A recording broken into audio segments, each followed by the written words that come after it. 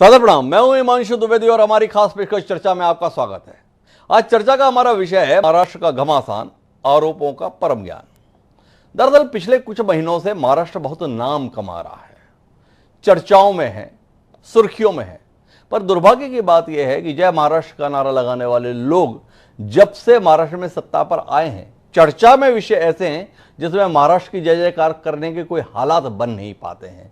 लगातार सिलसिला ऐसा चल रहा है जिसके अंतर्गत ऐसा लगता है कि मानो महाराष्ट्र जो है देश के अराजकता का केंद्र बन गया है। मुंबई सुर्खियों पे है। तमाम मामले, सुशांत सिंह राजपूत का हो, अनन्या नायक केस हो या इतर तमाम मामले, हर मामले को लेकर एक नकारात्मक छवि के साथ महाराष्ट्र और मुंबई की चर्चा में आ रहे हैं। ताजा तरीन जो मामला है वो मुंबई के पुलिस कमिश्नर परमवीर सिंह से जुड़ा हुआ है। एंटिलिया केस के संदर्भ में परमवीर सिंह को जिस तरीके से हटाया गया और साथ ही मुंबई पुलिस के 14 साल के निलंबन के बाद बहाल हुए एक सब इंस्पेक्टर स्तर के अधिकारी की पहुंच के तार उजागर हुए, तब से खासा माहौल गर्म है। आज हम इसी संदर्भ में बात करने वाले हैं क्योंकि कई सारे तार इसके संदर्भ में जुड़े हैं। परमवीर सिंह जो इस संयुक्त सरकार के तहत ही मुंबई के पुलिस कमिश्नर बनाए गए थे, बहुत ही प्रभावी अधिकारी रहने का बैकग्राउंड रखते थे, 1988 बैच के अफसर रहे, दमदारी के साथ अपनी कमिश्नरी कर रहे थे। पर सचिन वाजे के चक्कर में जब उनको मुंबई पुलिस कमिश्नर के पद से हटाया गया, अचानक उन्हें ज्ञान प्राप्त हुआ कि यह सरकार ठीक नहीं है और विशेषकर इस सरकार का गृह मंत्री ठीक नहीं है। गृह मंत्री पर तमाम आरोप लगाते हुए उन्होंने एक 8 पन्नों का पत्र मुख्यमंत्री उद्धव ठाकरे के पास भेजा। उद्धव ठाकरे को वो पत्र कब मिला ये तो पता नहीं चला, लेकिन परमवीर सिंह के हस्ताक्षर होने से पहले ही वह पत्र मीडिया के पास पहुंच गया। तब से सुर्खियों का मामला गर्म है और अब परमवीर सिंह अपने पत्र को लेकर सुप्रीम कोर्ट का दरवाजा भी खटखटा दिया। इधर देवेंद्र फडणवीस आज दिल्ली में पहुंचे। देश के गृह मंत्री से नहीं लेकिन गृह सचिव से उन्होंने मुलाकात करने की जहमत उठाई। अजय भल्ला उनका नाम है। उन्होंने गुप्त तौर पर एक लिफाफा सौंपा, लेकिन उस लिफाफे में क्या है वो जानकारी सार्वजनिक है। उसमें बताया गया है कि एक समय में महाराष्ट्र की गुप्तचर अधिकारी रही रश्मि शुक्ला के द्वारा 25 सितंबर 2020 को एक जांच की गई थी या 25 जुलाई को 2020 को एक जांच की गई थी, जिसके अंतर्गत उन्होंने ये पाया था कि मुंबई और महाराष्ट्र में पुलिस इंस्पेक्टरों की या तमाम पुलिस अधिकारियों की पदस्थापना के लिए बड़े पैमाने पर लेन देन चलता है और उसके तहत उसके तार कई लोगों से जुड़े हुए हैं। पर उन्होंने ये पत्र क्या लिखा, उनके ऊपर ही सरकार का कहर बरपा दिया गया, उनकी पदोन्नति रोकी गई। उनको जब पदोन्नत भी किया गया तो एक ऐसी जगह पर पदस्थ किया गया जो पद पहले अस्तित्व में ही नहीं था। बामुश्किल 100 फुट के कमरे में उन्हें बिठा दिया गया। थक हार कर रश्मि शुक्ला ने दिल्ली की ओर रुख कर लिया। वो केंद्र में इस समय प्रतिनियुक्ति पे हैं। उस समय के जो डीजी थे वो भी प्रतिनियुक्ति पे हैं। तो कुल मिलाकर परिदृश्य ऐसा बना है कि करप्शन ही जैसे मानो महाराष्ट्र की वर्तमान सरकार की पहचान है। क्या यह सच्चाई है? जो ज्ञान परमवीर सिंह को मुंबई पुलिस कमिश्नर से हटने के बाद प्राप्त हुआ है, क्या उस ज्ञान पर भरोसा करना चाहिए या उस ज्ञान के प्राप्त होने के पीछे के कारणों की भी पड़ताल करनी चाहिए? इसी पर आज हम बात करेंगे कि वसूलियत क्या है, एंटिलिया केस के मायने क्या हैं। तमाम मसले इसके साथ जुड़े हुए हैं। कई खास मेहमान इस चर्चा का हिस्सा बनने के लिए हमारे साथ मौजूद हैं। उनसे आपका परिचय कराएं, चर्चा के सिलसिले को आगे बढ़ाएं। माया नगरी मुंबई को कहते हैं, वहां की इस मायावी कहानी के संदर्भ में आज कुछ परतें कुरेदने की कोशिश करेंगे। मुकाम तक पहुंचेंगे इसमें संशय है, लेकिन कुरेदने की कोशिश ईमानदारी से करेंगे। लेकिन यह सब सिलसिला शुरू करें उससे पहले समय है आज के विचार सूत्र का। हमारा आज का विचार सूत्र यह कहता है कि we read the world wrong and say it deceives us, अर्थात हम संसार को गलत पढ़ते हैं और कहते हैं कि वह हमें धोखा देता है। रविन्द्रनाथ ठाकुर ने यह जीवन के बड़े सत्य को उजागर किया था। परमवीर सिंह भी कह रहे हैं कि उन्हें धोखा हुआ, लेकिन उन्होंने वाकई क्या गलत पढ़ा या जिस कहानी वो एक अहम किरदार हुए थे अब वो उस कहानी से अपने आप को अलग हटाने की कोशिश कर रहे हैं? महत्वपूर्ण सवाल है। इन सवालों के उत्तर खोजने के लिए हमारे साथ आज शिवराय कुलकर्णी जी हैं जो भारतीय जनता पार्टी के प्रवक्ता हैं, आर.के. त्रिवेदी जी हैं जो महाराष्ट्र कांग्रेस के प्रवक्ता के तौर पर हमारे साथ हैं। जो सरकार वहां पर चल रही है वो कांग्रेस पार्टी, राष्ट्रवादी कांग्रेस पार्टी और शिवसेना की अभूतपूर्व गठबंधन की सरकार है। उसमें से एक महाराष्ट्र कांग्रेस के प्रवक्ता आर.के. त्रिवेदी हमारे साथ हैं। ब्रजमोहन श्रीवास्तव जी हमारे साथ हैं, बड़े सुधी किस्म के व्यक्ति हैं, एनसीपी का प्रतिनिधित्व यहां करेंगे। जिस दमदारी से शरद पवार इस समय अपने गृह मंत्री के साथ खड़े, ब्रजमोहन जी कितनी मजबूती के साथ है, देखने में दिलचस्पी रहेगी। विक्रम सिंह जी हमारे साथ में, शिवसेना नेता, संयोग की बात है, जिस समय पूरा देश उद्धव ठाकरे की ओर देख रहा है, सवालों को उत्तर चाहता है, उसी समय उद्धव ठाकरे बेटे समेत कोरोना संक्रमित हो गए हैं। अब उद्धव ठाकरे तो जवाब देने के लिए मौजूद नहीं है, पर विक्रम सिंह जी हमारे साथ में हैं और हमारे साथ सुलखान सिंह जी हैं, रिटायर्ड डीजीपी हैं, पुलिस महकमे का लंबा तजुर्बा उनके साथ में है। उनसे समझने की कोशिश करेंगे कि ऐसे पद से हटाए जाने के बाद में आरोपों की कैसी परंपरा विकसित हो रही है और इसे कितनी संजीदगी से लिए जाने की हम सबको जरूरत है। पर चर्चा की शुरुआत ब्रजमोहन श्रीवास्तव जी से करते हैं, क्योंकि अनिल देशमुख महाराष्ट्र सरकार में गृह मंत्री जरूर है, पर पहचान राष्ट्रवादी कांग्रेस पार्टी के नेता की रखते हैं। शरद पवार अभी तक उनके साथ दमखम से खड़े दिखाई दे रहे हैं। क्या मजबूरी है? परमवीर सिंह जैसे अलग हुए हैं, क्या शरद पवार के निर्देशों पर अनिल देशमुख सब कुछ करते थे, इसलिए पवार साहब की मजबूरी है कि अनिल देशमुख के साथ रहो? क्योंकि जैसे ही परमवीर सिंह के खिलाफ बयान दिया अनिल देशमुख ने, परमवीर सिंह सामने आ गए। भय है क्या पवार साहब को? ब्रजमोहन जी, पहला सवाल तो यही है। हिमांशु जी, जी किसी प्रकार का भय नहीं है जी। और जो परमवीर सिंह जी के आप जिन आरोपों की बात कर रहे हैं जी, 29 फरवरी 2020 में उनकी नियुक्ति हुई थी और उस समय अनिल देशमुख साहब गृह मंत्री थे जी। तब से लगातार वो उनके साथ काम कर रहे थे जी। आप मुझे एक बात बताइए, जब उनको हटाया जाता है क्योंकि उनके ऊपर जो गंभीर सूचनाएं गृह मंत्री जी को और मुख्यमंत्री जी को मिली उनके बाबत, उस पर जब उनको हटाया जाता है तो अचानक देशमुख साहब में सारी बुराइयां दिखने लगती हैं उनको। तो आखिर ऐसा उन्होंने क्यों किया? ये एक जो प्रश्न है, ये बहुत बड़ा प्रश्न है, जो अभी जिसका जवाब मैं सोचता हूं एनआईए की जांच में सामने आएगा जी। क्योंकि उनको अचानक केंद्र सरकार प्यारी क्यों लगने लगी जी, अचानक वो उस तरफ डाइवर्ट क्यों हुए, ये अपने आप में एक बहुत बड़ी मिस्ट्री है। क्योंकि उनको ये पूरा विश्वास हो चुका है कि एनआईए की जांच उनके खिलाफ जाएगी जी। और उसमें कहीं ना कहीं ये पूरे घटना चक्र का सूत्र उनके हाथ में उन तक पहुंचेगा जी। तो आज उनको केंद्र सरकार के सहयोग और मदद की जरूरत है। आप देखिए, उन्होंने अपने पत्र में एक बात लिखी कि मेरे कुछ अधीनस्थ अधिकारी सीधे जाकर होम मिनिस्टर से मिलते थे। आप मुझे बताइए, महाराष्ट्र में हाई कोर्ट भी है, लेकिन वो हाई कोर्ट को छोड़कर कहां गए हैं? सुप्रीम कोर्ट गए। उनको ये तकलीफ थी कि जूनियर अधिकारी मेरे को बाईपास करके ऊपर क्यों गया। उन्होंने ये नहीं सोचा कि जब महाराष्ट्र में हाई कोर्ट है, अपनी इस आवेदन को हाई कोर्ट पे लगा लेते। सुप्रीम कोर्ट गए और सुप्रीम कोर्ट पे भी जाकर उन्होंने क्या बोला है मालूम आपको? उन्होंने सीबीआई पे आपत्ति उठाई है। अपने 130 पेज की रिट में उन्होंने सीबीआई पे आपत्ति उठाते हुए लिखा है, central bureau of investigation to immediately conduct unbiased, uninfluenced, impartial and fair investigation in the various corrupt malpractice of the Anil Deshmukh ji. वो ये कहना चाहते हैं पुलिस अधिकारी होने के नाते कि सीबीआई इन सारी चीजों को करती है और उन्होंने सुप्रीम कोर्ट से निवेदन किया है कि आप सीबीआई को कहिए कि वो ये सब कुछ ना करे जी। मेरी समझ में ये नहीं आ रहा कि परमवीर सिंह जी जैसा एक इतना समझदार अधिकारी इस प्रकार की बातें कह रहा है, तो निश्चित रूप से कहीं ना कहीं उनको भय पैदा हो गया है। और महाराष्ट्र में शरद पवार साहब ने आज जो प्रेस कॉन्फ्रेंस की, इसके पहले जो प्रेस कॉन्फ्रेंस की, पवार साहब एक ऐसे नेता हैं जो एक एक शब्द तोल के बोलते हैं। तोलने के पीछे उनका उद्देश्य ये रहता है कि वो हर चीज की गंभीरता से जानकारी लेते हैं, उसके बाद ही वो कोई बात आगे कहते हैं। उन्होंने जितनी बातें कही हैं सब तथ्यों के आधार पे है, एक भी बात उनकी ऐसी नहीं है जो तथ्य से अलग हो। लेकिन देवेंद्र फडणवीस साहब ने जो परसों दो रोज पहले प्रेस कॉन्फ्रेंस ली थी, उसमें उन्होंने बोला था कि 15 तारीख को वाजे की मुलाकात हुई। फिर जब अनिल देशमुख साहब ने सारे पेपर और अस्पताल के डॉक्यूमेंट्स और अपना बोर्डिंग कार्ड पेश कर दिया, तो कहने साहब 27 तारीख को मुलाकात हुई थी। तो खुद फडणवीस साहब कंफ्यूज है, उन्हें ये मालूम ही नहीं है कि एक्चुअली उनका गोल पोस्ट है क्या। वो इतनी जल्दी प्रदेश में मुख्यमंत्री बनना चाहते हैं कि वो उसमें कुछ भी कर रहे हैं, कुछ भी बोल रहे हैं। अच्छा, मैं आपको रोकता हूं ब्रजमोहन जी। देवेंद्र फडणवीस तो राजनीति कर रहे हैं, पर आप तो राजनीति नहीं कर रहे ना। आपसे सवाल है, परमवीर सिंह, आपने उनको मुंबई का पुलिस कमिश्नर बनाया था, आज वो आपके संदर्भ में इतने गंभीर किस्म के आरोप लगा रहे हैं, मानते हैं आपकी सरकार चूक गई सही आदमी का चयन करने के संदर्भ में? इस बात को लेकर शर्मिंदगी, ग्लानि, अपराध बोध आपके अंदर है? पहला सवाल एक।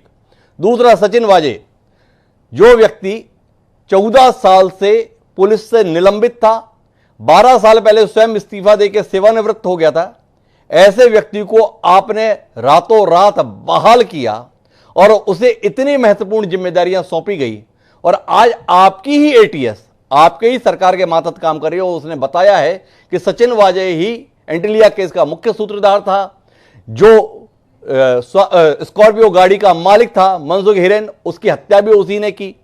कुल मिलाकर आपने एक ऐसे दागदार आदमी की बहाली की और उसने इस प्रकार के कृत्यों को अंजाम दिया। कौन जिम्मेदार? शर्मिंदगी है, कोई लज्जा है, कोई ग्लानि है?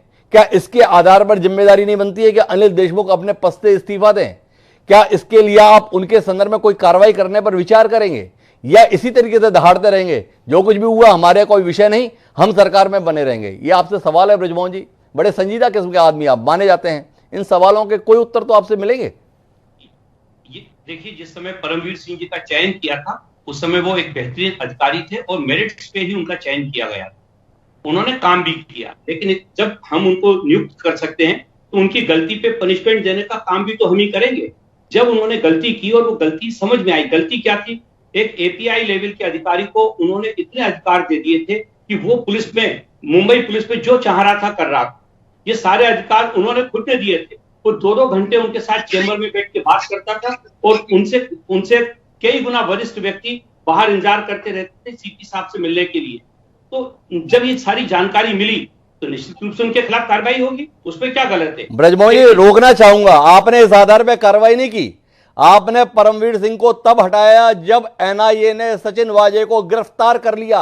मुंह छिपाने के लिए जगह नहीं बची थी आपके पास, ये पूरे देश देख रहा है। तब आपने परमवीर सिंह के खिलाफ कार्रवाई की है।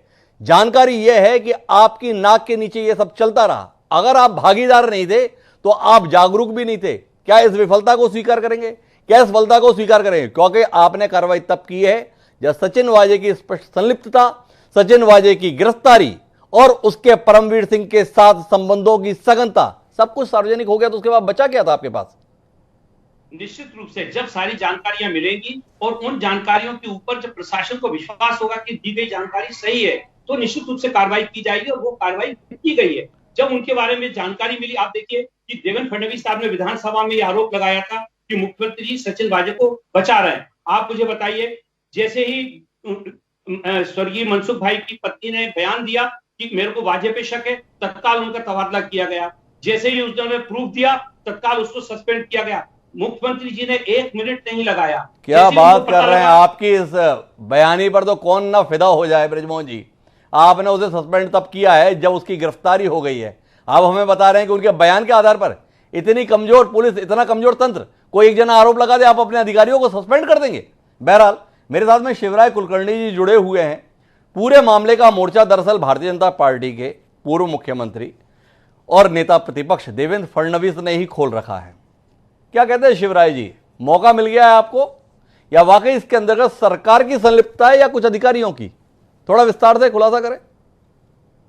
नहीं, बिल्कुल बिल्कुल बिल्कुल आपका सही सवाल है जी। अभी मैं ब्रजमोहन जी को सुन रहा था जी। देखिए, ऐसा है कि कुछ फैक्ट्स है जो जनता के सामने है जी। कि वाजे 17 साल से सर्विस में नहीं थे, सस्पेंडेड थे, और सस्पेंडेड रहने के बाद वो शिवसेना के प्रवक्ता बने थे जी। और शिवसेना के बड़े लाडले नेता थे जी। जिनकी मातोश्री से नजदीकियां थी जी। और जब अभी के नेता प्रतिपक्ष जब मुख्यमंत्री थे देवेंद्र जी फडणवीस जी, तब खुद उद्धव ठाकरे जी ने उनके पास ये रिकमेंड किया था कि आप वाजे को ज्वाइन कर लो। जी। तो उन्होंने उस समय अटॉर्नी जो रहते हैं, अटॉर्नी जनरल जो रहते हैं, उनसे सलाह मशुरा करके ये बात संभव नहीं क्योंकि इसमें सुप्रीम कोर्ट इन्वॉल्व है, हम इनको नहीं कर सकते, ये बताया गया था। लेकिन अभी कोरोना की आड़ लेकर, कोरोना का सहारा लेकर हमें पुलिस की ज्यादा कर्मचारियों की जरूरत है, ये बताकर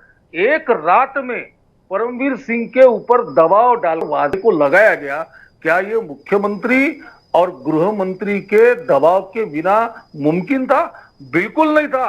अब जो ये बोला जा रहा है कि वजह परमवीर जी का खास था, ये पूरे बंबई को मालूम है, पूरे महाराष्ट्र को मालूम है कि सचिन वाजे ये सबसे नजदीक अगर किसी के थे तो मातोश्री के नजदीक थे, उद्धव ठाकरे जी के। अरे शिवराज जी, मैं रोकता हूं आपको बीच में, मुझे रोकना ही पड़ेगा आपको एक सवाल करने के लिए। आपको पता है, आपने बयान में कहा कि पूरी मुंबई को पता है कि सचिन वाजे खास आदमी था उद्धव ठाकरे का, शिवसेना का।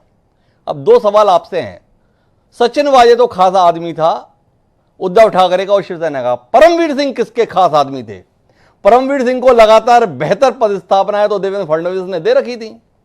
अभी भी उनका मुंह तब खुला जब इस सरकार ने उन्हें हटा दिया। जानने में दिलचस्पी है, सचिन वाजे उद्धव ठाकरे को, परमवीर सिंह किसके? पहला सवाल, क्योंकि आपने बयान में कहा कि परमवीर सिंह पर इतना दबाव बनाया कि उन्होंने बहाल कर दिया। कैसा अधिकारी था, गलत बातों को दबाव में आके मान लेता है, उसके साथ खड़े हो रहे हैं आप? पहला सवाल। दूसरा, आपसे जानने में दिलचस्पी है, खास आदमी था वो उद्धव ठाकरे का, खास आदमी था शिवसेना का, वसूली कर रहा था एनसीपी के अनिल देशमुख के लिए। बात थोड़ी समझ में नहीं आई, आदमी किसी का, वसूली किसी के लिए, थोड़ा रोशनी डालिए। बिल्कुल सीधी बात है। देखिए, हमको परमवीर सिंह की कोई तारीफ करने की भी जरूरत नहीं है और नजदीकी और दूरियां बनाने की भी जरूरत नहीं है। हमने कभी परमवीर सिंह के बारे में जो भी जहां भी अनियमितता दिखी, हम तो लड़ते आए हैं, हमारा काम है। हम प्रतिपक्ष में हैं, हम विरोधी पक्ष में हैं, महाराष्ट्र में हम लड़ते आए, हर हर हर समस्या के ऊपर हम लड़ते आए हैं और जहां भी हमें संघर्ष करना पड़ा, हमने परमवीर सिंह से भी संघर्ष किया हुआ है। देखिए भाई साहब, एकदम चित्र स्पष्ट है कि विधानसभा में वाजे को बचाया गया, विधानसभा में वाजे को बचाया गया। जिस समय वाजे आरोपी है, ये प्रमाणों के साथ देवेंद्र जी बोल रहे थे, उस समय ये लोग उसकी खिल्ली मजाक उड़ा रहे थे, कोई सुनने को तैयार नहीं था उनके बारे में। देवेंद्र जी ये बार बार बोल रहे थे कि मनसुख हिरन के जान को खतरा है, इसके बावजूद ये बात सुनी नहीं जा रही थी। ना वाजे की बदली हो रही थी, ना वाजे का सस्पेंशन हो रहा था, ना वाजे के ऊपर कार्रवाई हो रही थी।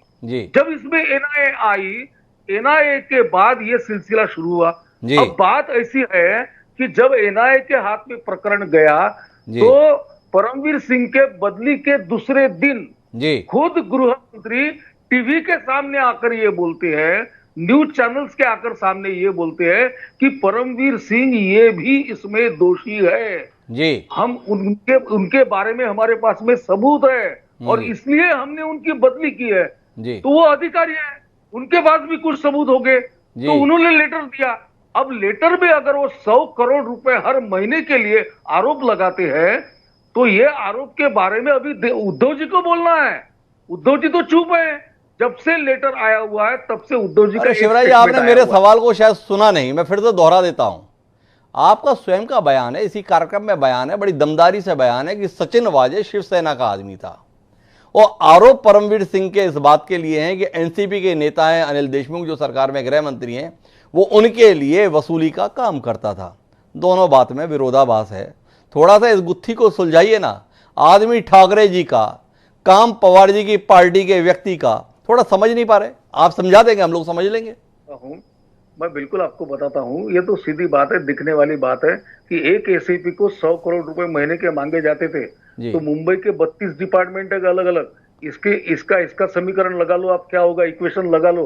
पूरे महाराष्ट्र के एसपी है, पूरे महाराष्ट्र के पुलिस थाने है, इसका पूरा आंकड़ा लगा लो। और भाई साहब, किसी अकेले का नहीं होता है। यहाँ तो एमबीए में इतने तीरंदाज लोग बैठे हैं, इतने बड़े बड़े लोग बैठे हैं। अभी तो ये बताना चाहिए महाविकास आघाड़ी ने कि ये बंटवारा कैसे होता था। अब चिंता तो ये पड़ी है, बाहर तो ये आना चाहिए कि तो एक सवाल है शिवराज जी, इतने खराब लोग हैं, इस प्रकार के करप्ट लोग हैं, इस प्रकार के धूर्त लोग हैं, इतने भ्रष्ट लोग हैं, ऐसे लोगों के साथ आप इतने लंबे समय तक सरकार कैसे चलाए? पिछले 5 साल तो आप साथ में थे, आप कैसे बांटते थे? कोई अनुभव, कोई जानकारी जो सार्वजनिक करना चाहें आप? हमारी सीधी बात है, जब भी हमारे ऊपर भ्रष्टाचार के आरोप हुए, हमने कार्रवाई की, हम कभी भागे नहीं। अभी आज जो प्रकरण देवेंद्र जी ने उठाया है पुलिस के बदलियों का, ऐसा प्रकरण जब देवेंद्र जी का समय हुआ था, देवेंद्र जी ने सबको सस्पेंड किया था, काम से निकाला हुआ था, जाहिर है खुला है। और शिवसेना हमारे साथ में थी, तो शिवसेना क्यों, अगर हमारा कुछ दिखता था तो शिवसेना क्यों चुप बैठी थी? वो तो बोलते थे बार बार कि हमारे जेब में हम राजीनामे, रिजाइन लेके घूमते हैं, रेसिग्नेशन लेके घूमते हैं। तो क्यों गीले करते रहे अपने जेब में रख के? दिए क्यों नहीं उस समय? सत्ता में क्यों बैठे रहे? सत्ता में क्यों बैठे रहे, ये सवाल है शिवराज कुलकर्णी जी का। लेकिन मैं विक्रम सिंह जी के पास आना चाहता हूं, क्योंकि मुझे सुलखान सिंह जी के पास में कुछ गंभीर किस्म की चर्चा करनी है, लेकिन उससे पहले विक्रम जी से बात करना चाहता हूं। और विक्रम जी, जानना चाहता हूं, अचानक कोरोना हो जाने का कारण क्या है? इन सवालों से बचना तो कोई कारण नहीं है, क्योंकि ऐसे नाजुक मसले पर जब पूरी सरकार का इकबाल दांव पर है, ठाकरे मौन है। जिस ठाकरे की दहाड़ से पूरा देश आंदोलित होता था, वो ठाकरे मौन है इस पूरे मसले पर। लोग अचंभित हैं, आश्चर्यचकित हैं। कुछ कहेंगे विक्रम जी? आप ही के माध्यम से सुन पाए शिवसेना इस पूरे मसले पर क्या नजरिया रख रही है, क्योंकि जैसी फजीयत पूरे देश के सामने इस समय महाराष्ट्र की और महाराष्ट्र सरकार की हो रही है, दृश्य तो हास्यास्पद है। हिमांशु जी, देखिए मैं एक एक करके चीजों करता हूँ जी। पहले तो वजह का बहाली के लिए जो बात चल रही है जी, उनकी जब बहाली हुई थी तो उस टाइम उनके ऊपर कोई ऐसे आरोप नहीं थे वसूले किया उसके ना। और सिचुएशन महाराष्ट्र में कोरोना की उस टाइम ऐसी थी कि उसमें आपने देखा होगा कि कोरोना के रिश्तेदार या घर वाले डेड बॉडी लेने से मना कर रहे थे। उस टाइम पुलिस ने मामले को संभाला हुआ था, पुलिस किस तरीके से काम कर रही थी उस टाइम, तो ऐसे टाइम में उनकी ये बहाली हुई थी। दूसरा ये है कि मैं तो एक मिनट रोकता हूं विक्रम जी, बड़ा लचर तर्क है आपका। उस समय उनके ऊपर वसूली के आरोप नहीं थे, पर उस समय उनके ऊपर आरोप था, आज तक मुक्त नहीं है, वो है कस्टोडियल डेथ का, हिरासत में मौत का। ऐसे गंभीर आरोपों में घिरा हुआ व्यक्ति जिसका 16 साल से पुलिस से कोई संबंध नहीं रहा था, ऐसे व्यक्ति की बहाली को विक्रम सिंह जी जैसा व्यक्ति समर्थन दे रहा है, हामी भर रहा है, और नतीजा क्या सामने आ रहा है ऐसे व्यक्ति को लाने का कि यहां पर आप खुद ही मुजरिम के तौर पर दिखाई दे रहे कि आपने ऐसा क्यों किया। तो आप कह रहे हैं उस समय गंभीर आरोप नहीं था। आप बहाली की जो बात कर रहे हैं ना कि क्यों हुई, दूसरा ये कि ऐसे डीजी बंजारा भी 16 साल तक बाहर रहे थे और बाद में उनकी बहाली हुई थी, ऐसे पहले का होता हुआ है। लेकिन अब जो आरोप लगे, देखो कोई भी आदमी अगर अपराध करता है दोषी है तो उसके ऊपर कार्रवाई होनी चाहिए, उसके लिए कौन रोक रहा है। लेकिन आप ये दबाव बनाया जा रहा है कि भाई नहीं, यहाँ पे जो कुछ हो रहा है ये सारा कुछ जानबूझ के किया जा रहा है। और ये एक दबाव के अंदर परमवीर सिंह ने जो लिखा है, जो पत्र लिखा है, जब वो उनका ट्रांसफर हुआ उस दौरान उन्होंने ये लिखा, तो ये लग रहा है कि उनके ऊपर कोई दबाव था या उनके ऊपर कोई कार्रवाई, उन्होंने अपने ऊपर कोई कार्रवाई होने का डर था जी। इतने दिन से वो थे, उन्होंने पहले क्यों नहीं बताया ये सारी चीजें जी। तो कहीं ना कोई तो किसी न किसी के तो इशारे पे ये सब हो रहा है। और ये मुझे लग रहा है कि महाराष्ट्र में सरकार को किस प्रकार से डगमगाए उस हिसाब से ये सारी चीजें हो रही हैं जी। क्योंकि आप देखो जब भी इलेक्शन आते हैं, अब जैसे आपने देखा होगा बिहार में जब इलेक्शन थे तो सुशांत सिंह का मामला उठा लिया, उसमें परमवीर सिंह पर सवाल उठाए जा रहे थे। आज परमवीर सिंह की बात इतनी जल्दी मान रहे कि परमवीर सिंह जो कह रहा है सही कह रहा है। और उस टाइम उन्होंने कहा नहीं सीबीआई लगाओ, ये तो हत्या हो रही है। लेकिन आप मुझे बताओ सीबीआई ने जांच की, उसमें क्या मिला? विक्रम जी, मैं आपसे फिर अपने सवाल पर आता हूं। आप इधर उधर की कहानी करने लगे। मैंने तो सिर्फ एक सवाल पूछा, ठाकरे मौन क्यों? जो ठाकरे दहाड़ने के लिए पहचाना गया परिवार, वो इतने बड़े मामले में इतने दिन से मौन क्यों? भाई बोलने में कष्ट थोड़ी है, पत्र जारी कर देते, बयान तो जारी करते, कुछ तो स्थिति स्पष्ट कर दे। कोई स्थिति नहीं है, मुख्यमंत्री जी मौन है। क्या भय है, क्या डर है, क्या आशंका है? किसी के लिए बोल देंगे तो वो भी चालू हो जाएगा।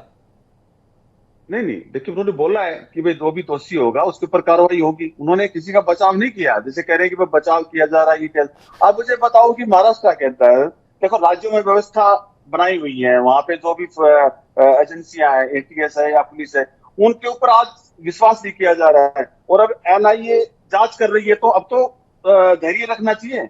अब सचिन वाजे पे जो आरोप लगाए थे, अब उसकी जांच एनआईए कर रही है, तो अब किसी को क्या वो लग रहा है? अब जो कुछ सामने आएगा तो अच्छा विक्रम सिंह जी, एक आखिरी सवाल करता हूं, फिर मैं चलूंगा सुलखान सिंह जी के पास में। एक आखिरी सवाल करता हूं, कोई शर्मो हया है हमारे यहाँ पर सिस्टम को लेकर? आपने कहा कि मुंबई की पुलिस पर या बाहर की पुलिस पर सवाल उठा रहे हैं, आपकी अपनी एटीएस है ना, एंटी टेररिस्ट स्क्वाड, उसने नतीजा दिया और कहा है कि सचिन वाजे ही सूत्रधार था। जिलेटिन से भरी छड़ें मुकेश अंबानी के घर के सामने उसी ने रखी, उनने और उनके साथियों ने मिलकर ही हत्या की, मनसुख हिरेन की। रक्षक ही भक्षक बना। जिन लोगों को आप वापस पुलिस में लेकर आए इसके लिए कि हम लोगों की भलाई के लिए, लोगों की सुरक्षा के लिए उन्होंने ये काम किया। क्या माननीय मुख्यमंत्री जी महाराष्ट्र के इस बात के लिए कोई ग्लानि बोध से हैं, अपराध बोध है, कोई शर्मिंदगी है, कोई इस बात के लिए दुख है उनके अंदर कि उन्होंने क्या किया, क्या दिया राज्य को, जिस राज्य की जनता ने उन्हें सत्ता सौंपी हुई है? हाँ तो उनको हटाया गया था उस टाइम और उनके ऊपर कार्रवाई चल रही है। आप मुझे बताओ कि बाकी राज्यों में अगर कोई ऐसा अपराध होता है तो वहां पे कार्रवाई कौन सी एजेंसी करती है? आप मुझे बताओ कि बाकी राज्यों में कमाल की बात है, विक्रम सिंह जी कह रहे हैं, बताइए सचिन वाजे के खिलाफ हमने कार्रवाई तो कर दी, एनआईए ने जेल में पहुंचा दिया, नियम ही है 24 घंटे में आदमी स्वतः निलंबित हो जाता है। इसमें उद्धव ठाकरे और सरकार कर क्या ली? जिसके अंतर्गत इतना तीर आप विक्रम सिंह जी मार रहे हैं। लेकिन मैं आता हूं सुलखान जी आपके पास में, और आपसे थोड़ा मैं तकनीकी सवालों पर रूबरू होना चाहता हूं। इस देश में अधिकारियों की पदस्थापना कोई पहली बार नहीं हुई और आखिरी बार नहीं हुई। डीजी के स्तर पर पहले भी अधिकारी हटाए जाते रहे, अभी भी हटाए जा रहे हैं। पर परमवीर सिंह जी ने जिस किस्म का पत्र लिखा हटाए जाने के बाद, और अभी सुप्रीम कोर्ट में भी दरवाजा खटखटाया है, कितनी ईमानदार है यह प्रतिक्रिया परमवीर सिंह जी की? आपका अनुभव क्या बोलता है? यह एनआईए के दायरे से खुद को बचाने की कोशिश है? एक व्यक्ति के अंदर का ईमान जाग गया है पद से हटने के बाद, और उसे लगा कि इस ईमान को सार्वजनिक किया जाना बड़ा जरूरी है। ये मुझे डिफेंसिव कदम लगता है जी ये एक रक्षात्मक कदम है। जी। अगर गृह मंत्री जी ने आरोप न लगाया होता, उनको केवल हटा दिया होता, जी तो मुझे नहीं लगता कि वो आरोप लगाते। जी जब उनको ऐसा महसूस हुआ कि लगता है उन्हें ही बलि का बकरा बनाया जा रहा है, जी तो उन्होंने अपने बचाव में ये किया है। जी और जी क्योंकि सभी अधिकारी, कोई किसी से सिफारिश करता है, कोई चिट्ठी लिखता है, तो उसकी कॉपी रख लेते हैं अपने पास में। जी और अगर कोई उसमें उनके खिलाफ कोई टेढ़ा पड़ता है तो जो वो उसकी शिकायत करते हैं। जी। और नॉर्मली इस तरह की बातों को लोग अवॉइड करते हैं, क्योंकि कोई अधिकारी राजनीतिक लोगों से बवाल नहीं करना चाहता है। जी। तो मुझे परमवीर सिंह का यही इसमें एटीट्यूड लग रहा है कि उन्होंने जब देखा कि ये मेरे ऊपर टाल रहे हैं, तो उन्होंने जो मटेरियल था उनके पास में उसको लेते हुए और पत्र लिखा। उस पत्र में उन्होंने कई ऐसे लोगों की तैनाती का जिक्र किया है जी जो गलत तरीके से की गई है। जी। तो वो इशू केवल बाजे जी का ही नहीं है, जी। अन्य कई अधिकारियों का भी नाम उसमें है जी। और वो गलत पोस्टिंग इस तरह कराई गई हैं। और इवन सचिन वाझे के मामले में जी जिस तरह से एडिशनल चीफ सेक्रेटरी और कमिश्नर की कमेटी बना करके उनसे रिपोर्ट लेके उसको दोबारा सर्विस में लिया गया, जी, वो गैर कानूनी था पूरी तरह से। वो पूरी गैर कानूनी था। सुलखा, मैं आपसे एक बात और करना चाहता हूं कि परमवीर सिंह आज बोल रहे हैं कि मुझसे गलत काम कराया गया। क्या आप तो स्वयं इतने अनुभवी पुलिस अधिकारी रहे हैं, अगर आप नहीं करना चाहते हैं तो भी आप करें? क्या इसने लाचार स्थिति में मुंबई का पुलिस कमिश्नर रहता है, 1988 बैच के अधिकारी, डीजी स्तर के अधिकारी, और उनके द्वारा यह कहा जाना कि मुझसे करा लिया गया। कितना भरोसा करें उनके इस दावे पर? उनसे करा लिया गया या उन्हें सत्ता में बने रहना, सत्ता में हिस्सेदारी बनाए रखना ज्यादा बेहतर लग रहा था, इसलिए वो करते गए? अपनी पोस्ट पर बने रहने के लिए अधिकारी लोग इस तरह के काम, गलत काम कर देते हैं जी। अब इसमें बॉर्डर लाइन कहाँ खींची जाए, किस काम को मना किया जाए, किसको न किया जाए, ये बड़ा इंपॉर्टेंट होता है जी। ज्यादातर सीनियर अफसरों से पॉलिटिकल लोग पोस्टिंग ट्रांसफर की अपेक्षा करते हैं। जी। मैंने खुद देखा है अपने तैनाती में, जी। जो जिनका टाइम पूरा हो गया है, जिनको उस जगह पे नहीं होना चाहिए, उनके लोग सिफारिश करते हैं। जी। और ज्यादातर अधिकारी उसको 100% स्ट्रिक्ट होकर नहीं कर पाते हैं। जी। तो जब नहीं कर पाते हैं तो कमजोरी आ जाती है उनके अंदर, जी। फिर इस तरह की समस्याएं खड़ी होती हैं। दो सवाल आपसे और करना चाहता हूं सुलखान सिंह साहब। क्या आप महसूस करते हैं कि परमवीर सिंह को कहीं ना कहीं यह भय है कि एनआईए जो एंटीलिया केस के संदर्भ में मुकेश अंबानी के घर के बाहर मिली जिलेटिन से भरी गाड़ी की जांच कर रही है, सचिन वाजे की संलिप्तता प्रमाणित हुई है, परमवीर सिंह को कहीं यह भय तो नहीं है कि ये तार कहीं मेरे से ना जुड़ जाएं, तो पहले ही अपने आप को पाक साहब बताने के लिए इस तरीके का प्रपंच रच दो? एक सवाल आपके सम्मुख। दूसरा सवाल आपसे यह है कि आपका जो तजुर्बा है, इतने गंभीर किस्म के आरोप परमवीर सिंह जी ने लगा दिए और तो भी सरकार उनके खिलाफ बाल बराबर भी कोई कार्रवाई करने की हिम्मत नहीं जुटा पा रही है। नहीं तो ऐसे मामलों में निलंबन की कार्रवाई तो तुरंत की जाती है, क्योंकि यह कोड ऑफ कंडक्ट का उल्लंघन भी है कि आप मंत्री के संदर्भ में सार्वजनिक रूप से इस प्रकार की बात करें। दोनों ही खामोशी, परमवीर सिंह का कदम और सरकार की इस कदम पर खामोशी। आपका अपना आधिकारिक जो अनुभव है पुलिस अधिकारी के तौर पर, वो क्या एहसास करा रहा है अंदर से? एक मंत्री के बारे में मुख्यमंत्री को पत्र लिखना कोई कोड ऑफ कंडक्ट का उल्लंघन नहीं है जी। मैं खुद इस तरह में अपने एक आईजी के खिलाफ डीजीपी को लिख चुका हूं जी। तमाम अधिकारी ऐसा करते हैं जी। जब किसी अधिकारी के बारे में शिकायत करना है तो जाहिर है उससे बड़े अधिकारी को ही कहा जाएगा जी। तो मंत्री के बारे में मुख्यमंत्री के अलावा और किसको कहा जा सकता है? जी। तो ये कोई कोड ऑफ कंडक्ट का वायलेशन नहीं है, और मुझे ये भी नहीं लगता है कि वो कोई मनसुख में या एंटेलिया कांड में कोई उनको इन्वॉल्व होने का कोई डर है। जी। वो डिफेंसिव कदम है उनका, जो उनके ऊपर आरोप लगा करके मामला टाला जा रहा था। मुझे ऐसा लगता है कि ये उसी डिफेंस में उन्होंने दिया है, और काफी एविडेंस है उसके, उनके तथ्यों इंडिकेटेड है, तो वो एविडेंस उनके पास था, और जितना उन्होंने दिया है पत्र में काफी इम्पोर्टेंट है। काफी तथ्यों के साथ उन्होंने बात कही है। सुलखान सिंह जी का मानना है, वो इस बात से भी इंकार करते हैं कि एंटीलिया केस में परमवीर सिंह कहीं से घेरे में आते हैं। उनका मानना यही है कि परमवीर सिंह ने यह कदम इसलिए उठाया क्योंकि अनिल देशमुख ने परमवीर सिंह पर सवाल उठाए।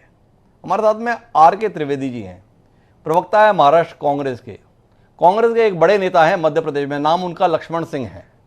लक्ष्मण सिंह जी ने मांग की है कि कांग्रेस को तुरंत इस सरकार से इस्तीफा वापस ले लेना चाहिए, ऐसी सरकार के साथ बने रहना ठीक नहीं। तो त्रिवेदी जी, आपसे जानना है, ये तो मध्य प्रदेश में बैठे हुए उस नेता की राय है जो अपनी ही सरकार कुछ एक साल पहले गिरवा चुके हैं, तो आप भी उसी राह पे जाने के लिए अग्रसर हैं, और वर्तमान में जो छीछालेदारी आपके दोनों सहयोगियों की हो रही है, उसमें कैसा महसूस कर रहे हैं आप अपने साथियों के चीरहरण को लेकर? देखिए, सबसे पहले तो मैं आपको एक चीज बताऊं कि यहाँ पे आवाज क्रैक हो रही है। जी, आपकी आवाज बिल्कुल स्पष्ट आ रही है। ठीक है, यहाँ पे एक डीजीपी सुलखान सिंह बैठे हुए हैं जी। और ये बहुत ही ईमानदार अधिकारी रहे हैं। मैं व्यक्तिगत तौर पर इनको जानता हूँ जी। और एक मामले में मैं उत्तर प्रदेश में मिला भी था जी। और इन्होंने जिस मुस्तैदी के साथ काम किया था और जिस तरह से अफसरों को डांटा था जी। उससे ये पता चलता है कि अगर पुलिस का अधिकारी चाहे तो वो सब कुछ ठीक कर सकता है। जी। सुलखान जी ने ये सब काम किए हुए हैं और इन्होंने जिस तरीके से दुनिया की सबसे बड़ी पुलिस फोर्स चलाई है जी।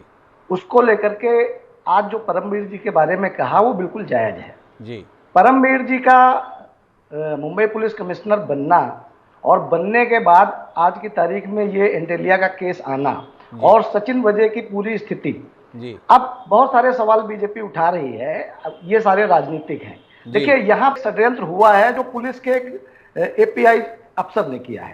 जी। इसकी ईमानदारी के साथ जांच होनी चाहिए, लेकिन जांच इस बात की होनी चाहिए कि सीडीआर पुलिस की गोपनीय रिपोर्ट होती, वो देवेंद्र फडणवीस के पास किसने पहुंचाई? जी। सीडीआर रिपोर्ट पुलिस की गोपनीय रिपोर्ट होती है, पुलिस की जांच में आती है। वो रिपोर्ट अगर किसी राजनेता के पास पहुंचती है तो इसका मतलब कि ये पूरा सिस्टम राजनीतिक माध्यम से जुड़ा हुआ है। जी। और रह गई देशमुख जी की बात, तो देशमुख जी के बारे में अभी जांच होनी चाहिए। जैसे रश्मि शुक्ला का पत्र आ रहा है या और लोगों के पत्र आ रहे हैं, तो देशमुख जी के बारे में जांच होनी चाहिए। और शरद पवार जी ने पहले ही कह दिया है कि किसी रिटायर्ड पुलिस जूलियो रिबेरो जी जो बहुत ईमानदार अधिकारी रहे हैं, हालांकि उन्होंने जांच के लिए मना कर दिया है, कोई एक्स जज के साथ भी जांच कराई जा सकती है, लेकिन सेंट्रल की एजेंसियों को ला करके जी। अभी एनआईए जांच कर, एक मिनट, एनआईए जांच कर रही है। परमवीर जी ने सीबीआई जांच की मांग की है। हमारे एक सहयोगी बृजमोहन श्रीवास्तव जी ने पहले ही बताया है कि सीबीआई के बारे में उन्होंने इसके पहले क्या कहा था। जी। अब सवाल इस बात का है कि इस पूरे मामले का राजनीतिकरण भाजपा ने किया है, और भाजपा ने इसका राजनीतिकरण क्यों किया है? क्योंकि ये वही लोग हैं जो 105 एमएलए लेकर के रात के मुंह अंधेरे शपथ ली थी और फिर इनकी सरकार गिर गई थी। रोज एक नया मुद्दा ये लेकर के आते हैं, कभी कंगना रनौत को लेके आते हैं, कभी सुशांत सिंह को लेके आते हैं, अब सचिन वजह को लेके आ गए हैं। ये एक अपराध है, इसकी जांच होनी चाहिए, लेकिन इसका राजनीतिकरण अगर देवेंद्र फडणवीस जी कर रहे हैं और वो सरकार को अस्थिर करने का प्रयास कर रहे हैं और नाना प्रकार के आरोप लगा रहे हैं, तो भाजपा प्रवक्ताओं से कृपया ये पूछा जाए कि इनका विधान परिषद का विरोधी पक्ष नेता जो 100 करोड़ के मुंबई बैंक घोटाले का आरोपी है, वो क्यों विधान परिषद का नेता बना हुआ है जो ये भ्रष्टाचार की बात यहाँ बैठ के करते हैं? जी। इसलिए इस पे बात होनी चाहिए। पर त्रिवेदी, मैं आपसे कुछ सवाल करता हूं। आपने इतनी सारी बात कही, केंद्र की एजेंसी आके ऐसा काम करती हैं। जब तक एनआईए नहीं आई थी तब तक आपकी सहयोगी शिवसेना तो सचिन वाजे की प्रशस्ति में प्रमाण पत्र जारी कर रही थी। इतना बढ़िया अधिकारी है, इतना कमाल का अधिकारी है, इतना सक्षम अधिकारी है। मुखपत्र है सामना, स्तुति गान से भरा पड़ा था सचिन वाजे के लिए। एक सवाल, सेंट्रल एजेंसी नहीं आती तो सच सामने आता? दूसरा सवाल आपसे इस बात को लेकर है कि आपके रहते हुए हो क्या रहा था। मनसुख हिरेन एक जिंदा व्यक्ति था, आपके हवाले जांच थी, लाश हम लोगों के हिस्से में आई। इस बात को लेकर कोई अपराध बोध नहीं है आपको कि आप क्या करके दे रहे हैं महाराष्ट्र को, क्या करके दे रही है आपकी सरकार। एक आम आदमी की जान सुरक्षित नहीं रह गई, इस बात को लेकर आपको नहीं लगता कि एनआईए ने आने में देर कर दी, पहले ही आ जाती तो शायद मनसुख हिरेन जिंदा मिल जाता। जब रक्षक ही भक्षक बन जाए तो ये सवाल आपका लाजमी है जी। लेकिन सरकार क्या डे टू डे इनके साथ काम करती है क्या? सचिन बजे के रोज मुख्यमंत्री को, सचिन बजे परमवीर को रिपोर्ट करते हैं ना, ये जिम्मेदारी परमवीर की थी ना जी कि उन्होंने सचिन बजे को जांच क्यों सौंपी? जी ये सवाल परमवीर से पूछना चाहिए। क्या गृह मंत्री ने सचिन बजे को जांच सौंपी थी क्या? जी। एंटीलिया के पास गाड़ी सचिन बजे ने खड़ी की और जांच परमवीर ने सौंपी, तो इसमें सरकार कहां से दोषी है? जी। और परमवीर सिंह को मुंबई पुलिस कमिश्नर किसने बनाया, इसके लिए कोई सवाल करे? और वो परमवीर सिंह आरोप लगा रहे 100 करोड़ की वसूली कराना चाहते थे गृह मंत्री जी, इसके लिए किससे पूछे? द्विवेदी जी, आज आप बहुत अच्छे हैं, कल आप खराब हो जाए, इसकी जिम्मेदारी कौन लेगा? जी, जो चयन करेगा वही लेगा। तो इस जो बात को ही चयन लेके करेगा- नहीं। मैंने तो ये सवाल ही किया था आपसे कि इस बात को ही लेके कोई आपको ग्लानि है कि परमवीर सिंह को हमने कमिश्नर क्यों बनाया, गलत आदमी को बनाया, तो मानने के लिए तैयार कहां हुए ब्रजमोहन श्रीवास्तव जी? वो तो बोल रहे हैं नहीं नहीं बहुत अच्छे आदमी हैं। द्विवेदी जी, एक लड़का अगर छत से कूद के आत्महत्या कर ले तो क्या आप उसके माँ बाप को गाली दोगे जी। या उसके माँ बाप को प्रताड़ित करोगे? आप तथ्यों की जांच करोगे ना, किसने ऐसा क्यों किया। जी। इस पूरे मामले की जांच होनी चाहिए और फेयर जांच होनी चाहिए, क्योंकि ये एक सरकार के इकबाल का ही मामला तो नहीं है। त्रिवेदी जी, मैं आपसे सवाल करता हूं, आप जो यहां पे कार्यक्रम में बोल रहे हैं जांच होनी चाहिए, 25 अगस्त 2020 को रश्मि शुक्ला इंटेलिजेंस चीफ विधिवत पत्र कॉल रिकॉर्डिंग सहित सौंपी थी सरकार के पास में। तत्कालीन डीजीपी ने उसको बाकायदा सरकार को दिया, स्वयं मुख्यमंत्री को दिया।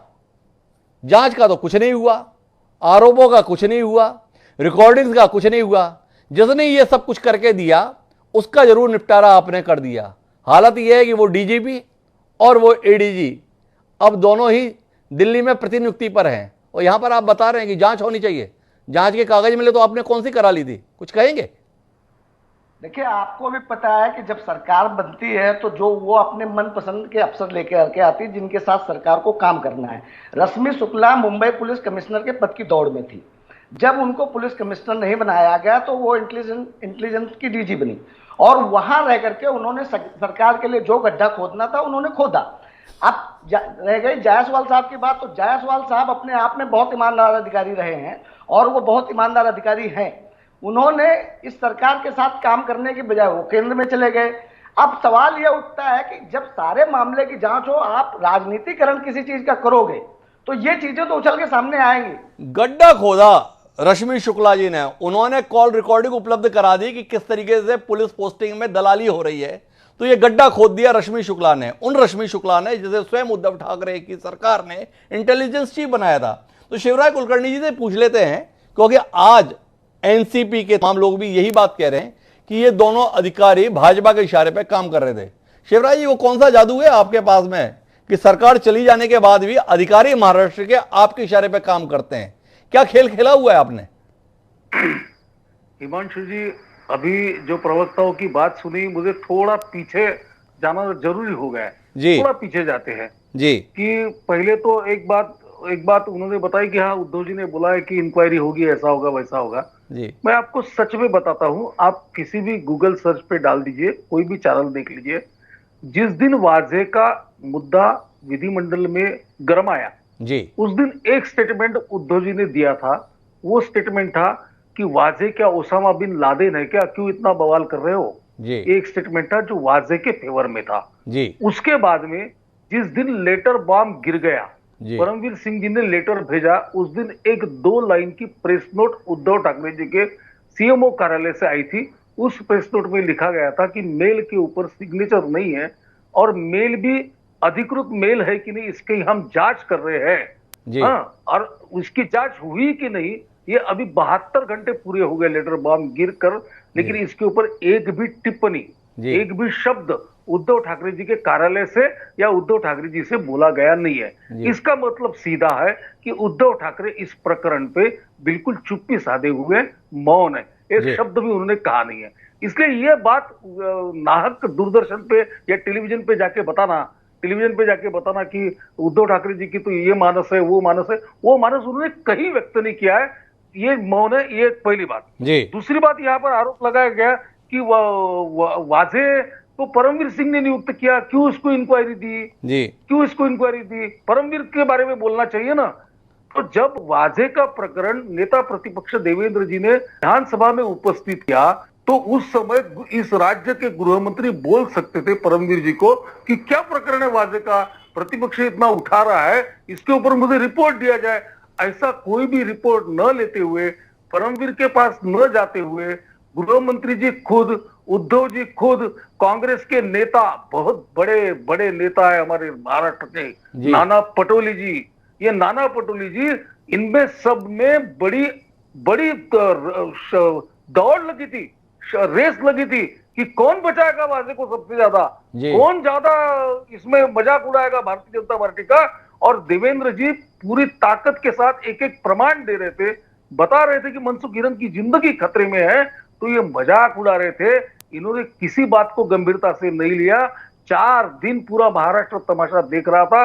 वाजे को निलंबित करने के लिए भी इस राज्य के गृह मंत्री तैयार नहीं थे, मुख्यमंत्री तैयार नहीं थे। क्या बता रहे हो आप? क्या बता रहे हो आप? लेकिन आपसे एक बात जानने में दिलचस्पी है, अब एनआईए जांच कर रही है, सुप्रीम कोर्ट में परमवीर सिंह ने याचिका लगाई दी है, कल सुनवाई हो रही है, फिर भी देवेंद्र फडणवीस को इतनी हड़बड़ाहट क्या है? रहा नहीं जा रहा नेता प्रतिपक्ष के तौर पर, जो आज दिल्ली दौड़ लगा दी, गृह सचिव से मिल रहे हैं, उनको कागज सौंप रहे हैं। इस देश के गृह मंत्री पर भरोसा नहीं है देवेंद्र फडणवीस को, या देश के गृह मंत्री से समय नहीं मिलता है महाराष्ट्र के नेता प्रतिपक्ष को कागज सौंपने के लिए? राजनेता की मुलाकात, राजनेता से मुख्यमंत्री रहा हुआ व्यक्ति एक गृह सचिव के पास जाके दस्तावेज सौंप रहा है। थोड़ा रोशनी डालिए, ऐसी हड़बड़ाहट क्या थी और इस स्तर पर जाने की नौबत क्यों आई? हड़बड़ाहट की बात नहीं है हिमांशु जी, बात बहुत गंभीर है। जिसको कांग्रेस के प्रवक्ता रश्मि शुक्ला का खड्डा बोल रहे हैं, ये खड्डे में पूरे महाराष्ट्र का जो भ्रष्टाचार है, जिसमें से वाजे पैदा होते हैं, जिसमें से इस तरह के अधिकारी पैदा होते हैं, ये जहां से शुरुआत होती है, उसका जो प्रारंभ है, उस प्रारंभ की पोटड़ी लेकर गए उद्धव ठाकरे अपने। तो मेरा कुलकर्णी जी आपसे इसी पे तो सवाल है, इतना गंभीर मामला है, तो ऐसे गंभीर मामले के लिए आपके नेता को देश के गृह मंत्री से समय नहीं मिलता क्या?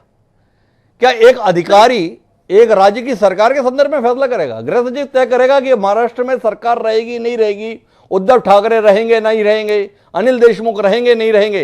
एक राज्य के गृह मंत्री के संदर्भ में जांच का फैसला देश के गृह सचिव करेंगे, या देश के गृह मंत्री, या देश की केंद्र सरकार?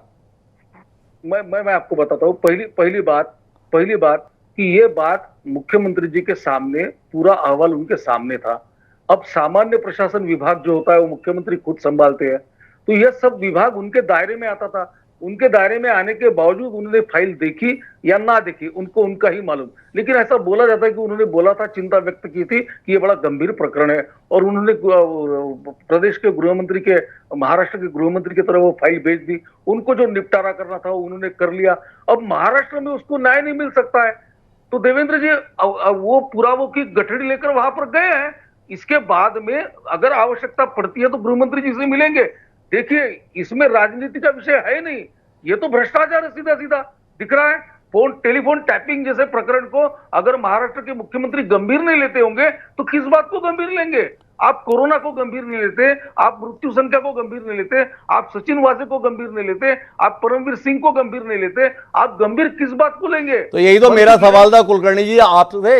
ये लोग यहाँ पे इन लोगों को गंभीरता से नहीं ले रहे, और देवेंद्र फडणवीस को केंद्र सरकार और भाजपा का नेतृत्व क्या गंभीरता से नहीं ले रहा कि वहां के एक जिम्मेदार मंत्री तक ने समय नहीं दिया देवेंद्र फडणवीस जी से मुलाकात के संदर्भ में, और उन्हें गृह सचिव को अपने कागज सौंप कर आने पड़े? ये एक सवाल है। लेकिन मैं ब्रजमोहन जी आपके पास वापस लौटता हूं और आपसे जानना चाहता हूं कि सरकार किसकी है? उद्धव ठाकरे के नेतृत्व में।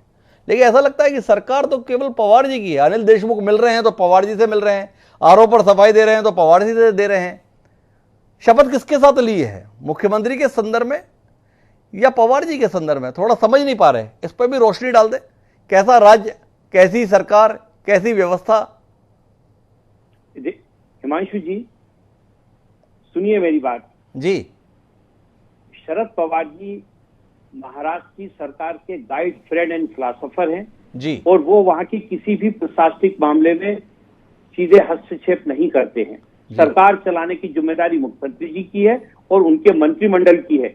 और मैं आपको बता दूं कि उद्धव ठाकरे एक सक्षम मुख्यमंत्री के रूप में बहुत बेहतर तरीके से काम कर रहे हैं। लेकिन भारतीय जनता पार्टी की परेशानी ये है कि उद्धव ठाकरे जी और इस सरकार के कार्य प्रणाली से जिस प्रकार से जनता में इस सरकार की लोकप्रियता बढ़ी है, उसको लेकर वो परेशान है। मैं कुलकर्णी जी से एक प्रश्न पूछना चाह रहा था जब आप बात कर रहे थे कि इनको यह कब पता लगा कि सचिन वाजे इस प्रकार का व्यक्ति है, जबकि उसकी नियुक्ति 5 जून 2020 को हुई थी। इनको, इनके नेता को उस दिन विधानसभा में पता लगा। अगर इनको सचमुच सचिन वाजे को ये मानते थे कि वो आदमी गलत है, तो जिस दिन उनकी नियुक्ति हुई थी, पेपरों में छपा, जैसा कि खुद कुलकर्णी जी बोल रहे हैं, उस दिन ही उनको खत लिखना चाहिए था। चाहे वो कमिश्नर को लिखते, चाहे होम मिनिस्टर को लिखते, चाहे मुख्यमंत्री जी को लिखते कि ये गलत आदमी का आपने चयन किया है, इसका चयन नहीं होना चाहिए। ब्रजमोहन जी, मैं आपको रोकना चाहूंगा। हम लोग सब तंत्र को डालते हैं। महाराष्ट्र में कितने ऐसा ही स्तर के अधिकारी हैं? सचिन वाजे क्या मुंबई के पुलिस कमिश्नर बनाए गए थे, जिसके कारण देवेंद्र फडणवीस को तुरंत पत्र लिखना चाहिए था? ये जानकारी में आता है। वो तो कारनामा ऐसा अंजाम दे दिया सचिन वाजे ने कि पूरा देश, नहीं दुनिया जान रही है कि सचिन वाजे कौन है। उस समय के संदर्भ में आप इतनी संजीदगी से बोल रहे हैं कि उस समय पत्र लिखना चाहिए था। सचिन वाजे के ऊपर कस्टोडियल डेथ का आरोप है। जानकारी नहीं दी आपकी सरकार को, जानकारी नहीं दी आपके तंत्र को। 14 साल 16 साल से जो व्यक्ति तंत्र से बाहर था, उसे आपने सीधे लाके बिठा दिया। किस लिए? फडणवीस साहब ने जो विधानसभा में बयान दिया, आप उसको सुनिए जी। उन्होंने ये कहा है कि मैं इस व्यक्ति के बारे में जानता था और जब मैं मुख्यमंत्री था उस समय भी उद्धव ठाकरे साहब ने इस व्यक्ति के लिए मेरे से कहा था, मतलब वो इसको पहले से जानते थे। जब वो व्यक्ति 5 जून 2020 में नियुक्त होता है, उस समय देवेंद्र फडणवीस जी को याद नहीं आया कि ये वही व्यक्ति जिसको नियुक्त किया जा रहा है। अगर सचमुच उनमें कोई ईमानदारी होती और सचमुच वो प्रदेश की जनता के प्रति गंभीर होते, आखिर वो भी प्रदेश के राजनेता हैं, उनकी भी कोई जिम्मेदारी है। क्यों नहीं उन्होंने इस मुद्दे को उठाया? लेकिन वो मुद्दा कब उठाते हैं और मुद्दा भी क्या उठाते हैं? मुद्दा वो ये कहते हैं कि विधानसभा में, चलती विधानसभा में आप इसको सस्पेंड करिए। मुख्यमंत्री जी कह रहे हैं कि एक अधिकारी चाहे कैसा भी है, उसकी बगैर जांच किए अगर उसको हम हटा देंगे तो कल को वो कोर्ट जाएगा, दूसरी जगह अपनी बात कहेगा। तो मुझे इतना मौका दीजिए कि मैं जांच कर सकूं। जैसे ही 2 रोज में जांच हुई है, उन्होंने तत्काल उसका विभाग बदला। 1 मिनट मुख्यमंत्री जी ने नहीं लगाया। जैसे ही वो एनआईए की गिरफ्त में आए, तत्काल उनको सस्पेंड किया। जो किया जा सकता है शासकीय प्रक्रिया में, उस पे करने में महाराष्ट्र की सरकार किसी के साथ कोई समझौता नहीं करती। यही परेशानी आज भारतीय जनता पार्टी के नेताओं को हो गई है। उनको ये पूरा विश्वास हो गया है कि ये सरकार 3.5 साल अभी भी चलेगी। इतना अच्छा काम करिए कि आने वाले 5 साल में फिर इस सरकार को चुना जाएगा।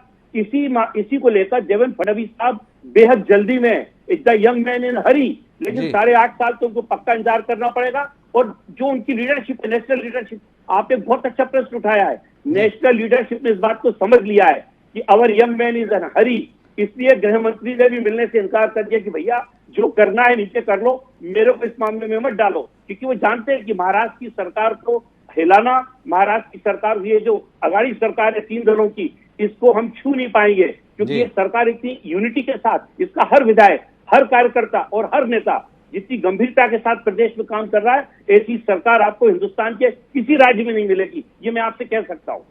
इतनी बढ़िया सरकार कहीं नहीं मिलेगी, ऐसा दावा अभी भी ब्रजमोहन जी का है। अब वो अपनी पार्टी के संदर्भ में, अपनी सरकार के संदर्भ में इससे बेहतर क्या भी कह सकते हैं।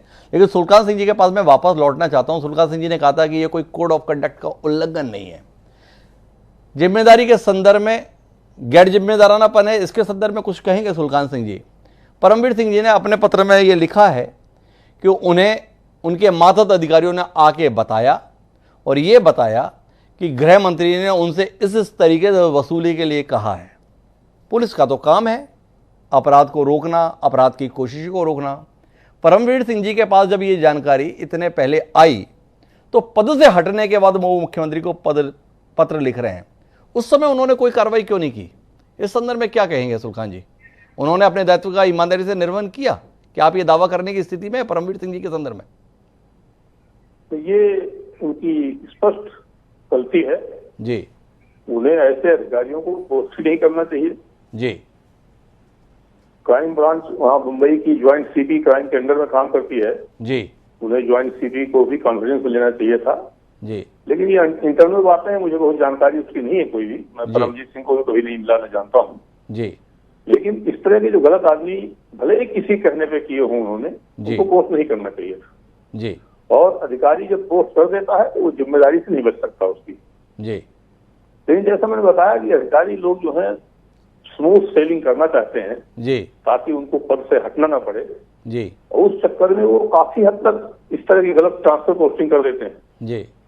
एक और सवाल मेरा आपसे है सुल्तान सिंह जी, कि प्रशासनिक जगत के अंतर्गत तबादला एक स्वाभाविक प्रक्रिया है। कोई व्यक्ति ये पट्टा लेकर नहीं आया है कुछ गिने चुने पद के संदर्भ में, जो सुप्रीम कोर्ट की व्यवस्था है, मुख्य सचिव के संदर्भ में या डीजीपी के संदर्भ में व्यवस्था है 2 साल तक पद के रहने के संदर्भ में। तो अब अगर किसी भी एसपी को, किसी भी कलेक्टर को कभी किसी जिले से हटाया जाए तो बड़ा सरल है, वो ऐसे ही पत्र लिख दे, मेरे से पैसे मांगे गए थे, मैंने नहीं किया इसलिए मुझे हटा दिया गया। क्या कहेंगे आप इस प्रकार की प्रवृत्ति को प्रशासनिक जगत में कितना स्वीकार्य किया जा सकता है हटने के बाद लगाए जाने वाले इन आरोपों की गंभीरता को लेकर और इस प्रवृत्ति को लेकर? ये आरोप उन्होंने लगाए हैं प्रॉपर चैनल में, तो उसकी जांच होनी चाहिए। अगर आरोप गलत पाए जाए तो उनके खिलाफ भी कार्रवाई होनी चाहिए। तो कुल मिलाकर परमवीर सिंह ने अगर ये आरोप लगाए हैं तो विक्रम जी आपके पास अवसर है इन आरोपों को गलत साबित करके परमवीर सिंह के संदर्भ में कार्रवाई करने का। क्या उम्मीद करें? परमवीर सिंह आने वाले समय में बड़ी मुश्किलों में दिखाई देंगे, क्योंकि आपके अनुसार आरोप झूठे हैं, आप ये साबित कर लेंगे तो माने परमवीर सिंह आने वाले समय में बड़ी मुश्किल में दिखाई देंगे इस सरकार के चलते। हिमांशु जी बिल्कुल, देखिए आप कह रहे हो कि शिवसेना, देखिए संजय राउत जी रोज बोल रहे हैं, शिवसेना के प्रवक्ता हैं, वो रोज अपनी बात कह रहे हैं। कहीं पे भी कोई ऐसा नहीं कि शिवसेना इस मामले में चुप बैठी है। लेकिन फडणवीस जी को जरूर सीएम बनने की जल्दी है। आपने पहले भी देखा होगा, पहले भी रात अंधेरे में उन्होंने शपथ ली, अब भी वो जल्दी सोच रहे हैं कि भाई सरकार गिरे किसी तरीके से और कब मैं सीएम बनूं। क्योंकि ये जो मामले है ना, ये सब जो आरोप लगे हैं इनकी जांच होनी चाहिए, और जो अपराध हुआ है उसकी पूरी तरीके से जांच होकर जो दोषी है उनको सजा मिलनी चाहिए। 1 मिनट रोकता हूं। अभी आप बोल रहे हैं जांच होनी चाहिए, और जिन संजय राउत का आपने जिक्र किया, संजय राउत तो प्रशस्ति पत्र बांटते फिर रहे थे सचिन वाजे के संदर्भ में। बहुत ही बढ़िया अधिकारी है, बहुत ही उत्कृष्ट अधिकारी है। अभी हमारे साथ में शिवराज जी ने बताया, उद्धव ठाकरे जी भी सचिन वाजे के समर्थन में कूदे थे। तो अब अचानक अब ये जांच की बात कैसे कहने लगे? देखिए, कोई अपराध कम करता है, अपराध जब अगर कोई अपराध नहीं करता है तो उससे पहले तो उसको क्या अपराधी कहेंगे? ये तो देखिए, एक क्राइम हुआ, उसके बाद क्या किसने बचाव किया, आप मुझे बताइए। जब एक क्राइम हुआ तो उसके बाद किसने बचाव किया? और ये देखिए, जो भी आरोप लगाते हैं और इसके ऊपर कार्रवाई, मैंने आपको पिछली बार भी बताया था कि हमने सीएम को एक पत्र लिखा, कोई एक घोटाला हो रहा है और आज तक उसकी कोई कार्रवाई नहीं हुई है। अब आप अभी जांच के संदर्भ में बात कर रहे हैं। 25 अगस्त 2020 को रश्मि शुक्ला जी ने सबूत सहित रिपोर्ट सौंपी, डीजीपी ने गंभीर माना, एडिशनल चीफ सेक्रेटरी होम के पास भेजी, एडिशनल चीफ सेक्रेटरी ने भी गंभीर माना और सीधे सीएम को ले जाकर दी। क्या जांच हुई, क्या कार्रवाई हुई? केवल इतनी, जिसने यह सबूत सहित प्रमाणित किया कि पोस्टिंग में दलाली चल रही है, भ्रष्टाचार चल रहा है, उसी को आपने पद से हटा दिया। इसके बाद विक्रम जी हमें बता रहे हैं जांच होनी चाहिए और हम भरोसा कर लें।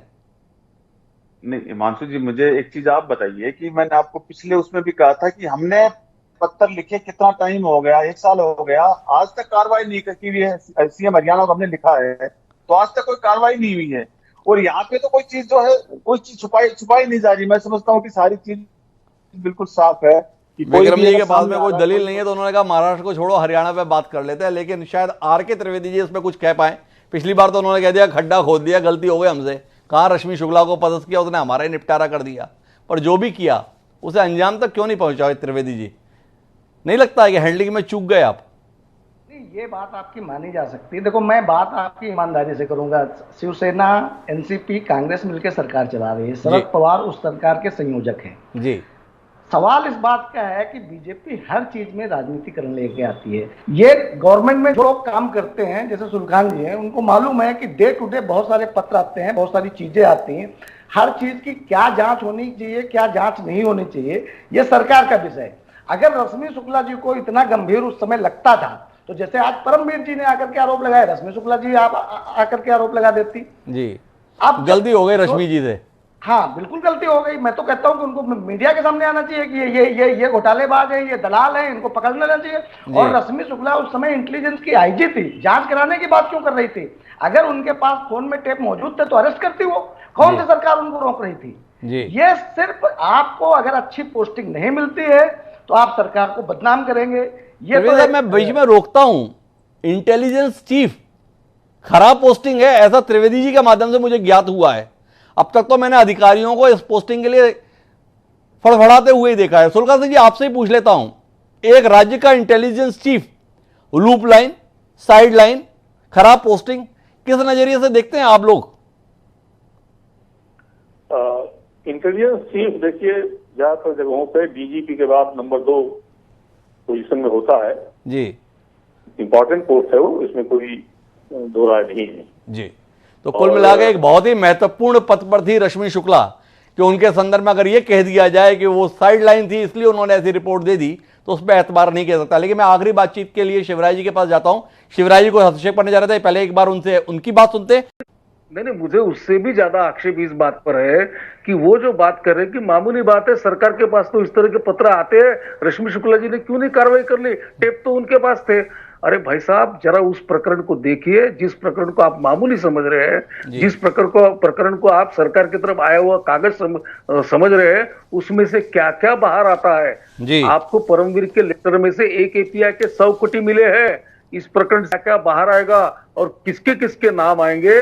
तो जरा मुझे ऐसी बात है कि यह सरकार बिल्कुल। तो मैं आपको कुछ बताता हूं शिवराज जी, आप अभी बता रहे थे 2017 में हमारी सरकार के समय भी ऐसा मामला आया था, कार्रवाई कराई थी।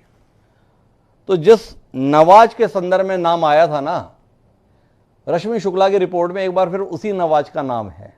जानने में दिलचस्पी है, आपकी कर्मठ सरकार ने, आपकी मजबूत सरकार ने क्या कार्रवाई की थी दलालों के संदर्भ में कि 2 साल बाद भी इन कामों में वही व्यक्ति जाहिर हुआ? कुछ कहेंगे शिवराज जी? ऐसा है कि देवेंद्र फडणवीस के समय यह प्रकरण हुआ था, इसी तरह का प्रकरण हुआ था। उस प्रकरण की जांच हुई थी और उसमें के लोगों को सजा हुई थी। ये बात है, अगर इसके ऊपर चर्चा करने चाहे तो इसके तथ्य लेकर इसके ऊपर चर्चा। तथ्य की बात क्या है शिवराज जी? मैं तो तथ्य ही बता रहा हूं। नवाज ही था उस मामले में अभियुक्त, और अभी भी जो जानकारी आई है उसके तहत नवाज का ही नाम आया है। तो जानने में दिलचस्पी रहेगी, अगर आपने उस दौर में कुछ ठीक कर लिया होता तो शायद ऐसी नौबत ना आई होती। लेकिन महत्वपूर्ण बात यह है इस कार्यक्रम के अंत में, वो ये कि महाराष्ट्र जो एक समय पर तिलक के तौर पर पहचाना जाता था, ठाकरे जी के रूप में जाना जाता था, एक से एक प्रतिभाएं जिस महाराष्ट्र से आती थी और देश महाराष्ट्र के जिक्र के साथ में गौरवान्वित महसूस करता था, वर्तमान में जिन कारणों से महाराष्ट्र चर्चा में, वो निश्चित रूप से पीड़ा पैदा करने वाला है। देखें, महाराष्ट्र के ये 4 मजबूत राजनीतिक दल आपसी सियासत के चलते महाराष्ट्र को इसी प्रकार से लज्जित होते हुए देखना चाहेंगे, या आने वाले समय महाराष्ट्र को हम पुनः उन गौरवान्वित होने वाले कारणों के लिए याद करेंगे जो महाराष्ट्र के अतीत में पहचान रही है? छत्रपति शिवाजी के नाम से पहचाने जाने वाला प्रदेश अचानक किन बातों के लिए सुर्खियों में कष्ट होता है? आप सभी मेहमानों का धन्यवाद एक ऐसे मसले पर चर्चा के लिए जिस पर चर्चा करना कोई बहुत पसंद नहीं करता। बहरहाल विषय था तो चर्चा हमने की। समय है अब आज के शेर का, और इस पीड़ा को व्यक्त करता हुआ ही हमारा आज का शेर है। हमारा शेर ये कहता है कि ये सियासत है कि लानत है सियासत पे सदा। ये सियासत है कि लानत है सियासत पे सदा, खुद है मुजरिम बने कानून बनाने वाले। इससे ज्यादा और क्या कहें? आज के लिए इतना ही, कल फिर मिलते हैं नए विषय के साथ। मुझे दीजिए सदा प्रणाम।